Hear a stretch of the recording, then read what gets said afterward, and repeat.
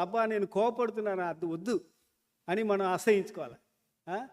తర్వాత ఎవరిదైనా మనం ఆశించామనుకోండి, వేరే వాళ్ళది ఆశించామనుకోండి, వెంటనే ఏం రావాలా?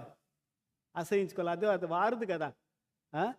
కదా, నేను ఆశ నాకు వద్దు, వాళ్ళది నాకు వద్దు, అది ఎంతమైనా పర్లేదు అని అసహించుకోవటం. అది ప్రేమ, మంచి ప్రేమ. చెడ్డ దానిని అసహించుకోవటమే మంచి ప్రేమ. చేదు, లోపల ఉన్న చేదుని అసహించుకోవాలి.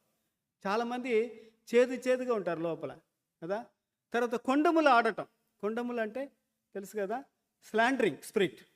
ఇలాంటిదంతా కూడా అసహించుకోవాలి. ఒకవేళ మీ ప్రేమ నిష్కపటముగా ఉండాలంటే ఇలాంటి దాన్ని అసహించుకోవాలి. దేనిని?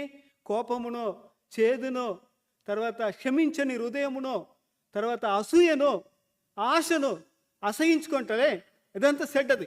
ఇదంతా దేవునికి ఇష్టం లేదు. మీరు సామెతల గ్రంథమైన ఎక్కడైనా చదవండి, వీటినంతా దేవుడు